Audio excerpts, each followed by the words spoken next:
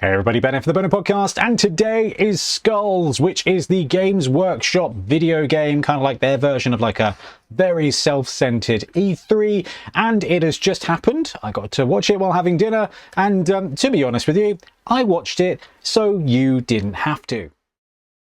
Alright, so it was a whole load of remastered, reimagined old games, app games, but just by the bucket load, but mixed in there was a little something for us. So let's pop this, let's play, and we can see the next team for Blood Bowl 3. Let's see if I've keyed this up right. Warhammer Skulls, and the next team for Blood Bowl 3 is, that's right, we called it, it is the Khorne team. So we kind of thought, maybe there'll be a bit of vampires, maybe there'll be gnomes, maybe it'll be ogres, but no, they're going with Khorne. And actually, do you know what? This is all the wrong colour. We need to change this for Khorne, don't we? 1, 2, there we go. Let's do red. And you know what? The models look amazing. I say the models, the sprites.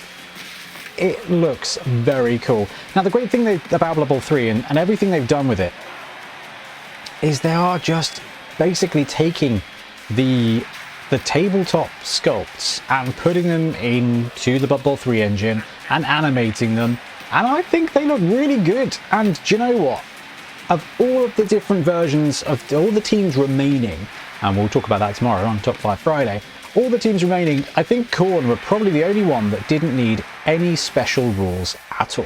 So that means that, okay, that means they're actually going to work when they get to the tabletop. So yeah, Khorne is going to be the next team, and we are going to have a quick look at the Blood Bowl 3 roadmap again, because not only, where's my face gone?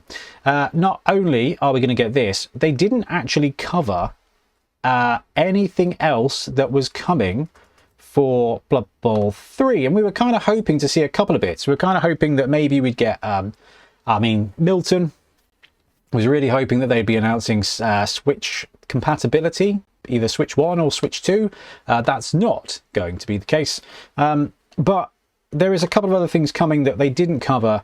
So we're going to get Season 9, and this 10th of June, which is only, what, 3 weeks away? 2 weeks away? 10th of June is 1 week, 2 weeks Tuesday. All right, 2 weeks Tuesday. I'll see if I can take the Wednesday off and we can just play a bunch of Khorne games together. So Season 9 is going to drop on the 10th of June. New competitive season, new seasonal event, new blood pass and cosmetics. Sure. New faction, which is going to be Khorne. And the interesting thing for me is 4 new star players, and that really gets you kind of thinking. Now, in that Khorne intro, I don't think we saw any of the star players. Sometimes they show off the stars, maybe I missed it, but it looks like you're going to get the full Khorne lineup, which is really cool. You get a coach, which is probably useful. So 4 star players left to kind of fit into this. I mean, for Khorne, I'm hoping that we'll get Max, which would be cool. He might need a bit of a retcon, might need a bit of a redesign, because obviously his hood causes a bit of controversy. I'm hoping that we will get, I'm really hoping that we'll get like Grashnak. That would be very cool, because he is a chunky boy. Scylla is a solid big guy, and it would be great to see him on the pitch as well.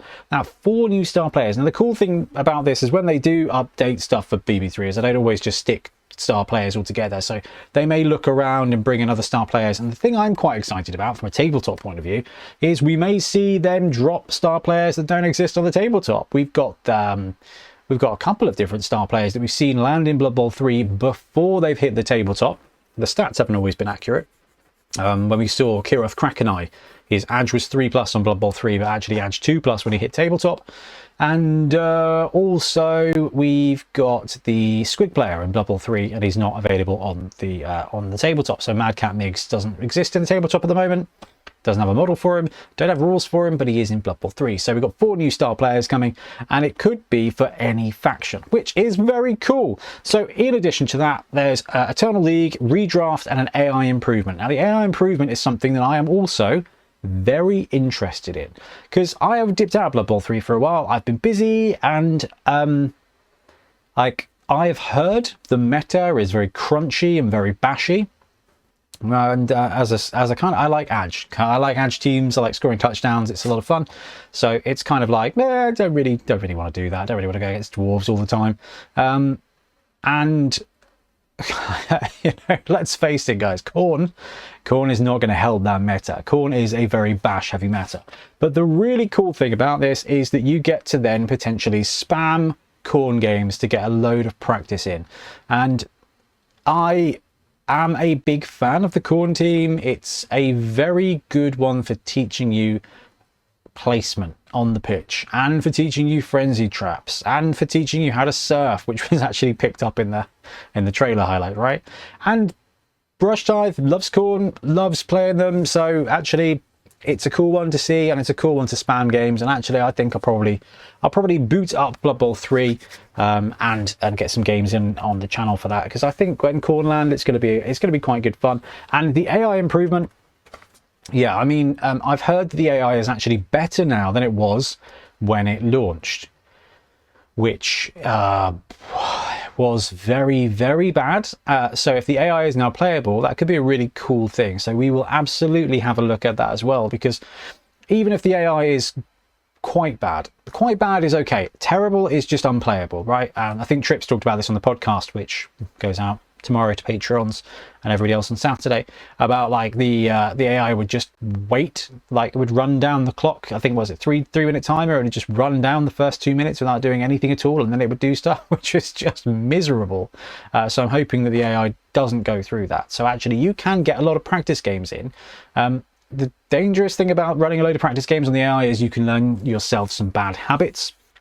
But getting to grips with how a team plays, getting to level up a team, and that's the really beneficial thing about the AI, is if the AI is not terrible, like I said, if it's quite bad, you can still spam a load of games and try a load of builds that it gives you a bit of freedom to do that you don't potentially do online. So I do like that angle as well. I think that could be quite cool, quite fun. So we've got until June 10th for that to come out, and I'm looking forward to it. Of all the teams that were planning on being released, Khorne, not a bad one. Khorne is a lot of fun to run. Now, before we go, there wasn't a huge amount else from Skulls. I waited for the whole video, not only because we were having dinner, but because I kind of thought, do you know what? Maybe something cool will drop, and I'll be like, and this is coming, and this is coming. I mean, Dark Tides has got the Arbites coming out, which is quite cool, but I mean, otherwise there's not a huge amount here that you didn't already know about. Space Marine 2's got some stuff, and they're bringing back a load of other older games onto good old games, but not Dark Omen, so I don't care. Not Dark Omen and not Space Hulk, so I'm like, oh, come on. These are the best games. We didn't see a brand new Dawn of War. We didn't see a Warhammer Total War update at all. At all? Maybe I missed something. No, we didn't. That's interesting. So we missed that. I wonder how that works then, because I think they did put the actual logo for Warhammer Total War on the article, the original article, the one that was like, hey, this is coming. Let's see, there's some Dawn of War stuff. Bolt Gun 2, yeah, Bolt Gun 2, yeah, okay, Bolt Gun's great fun. Space Marines, Siege, some Rogue Trader stuff. I don't know what that is. I'm not really that fussed. Supremacy looked cool, and then they were like, yeah, it's an app game. I was like, oh, okay, Warhammer Total War 3 Tides of Torment. Did I miss this? What is this? And it's Legendary Lord for Slanesh for Chaos. Okay, cool. All right, that's it. That's fine. All right, I think we're done here. Khorne are coming to Blood Bowl 3, which is brilliant if you love running Khorne. And it's going to get me back into Blood Bowl 3, so that's a big win. But anyway, let me know what you think in the comments below. If there's anything else I missed from Skulls, but I really don't think I did. Anyway, we'll be back soon with more Blood Bowl content. Happy blocking.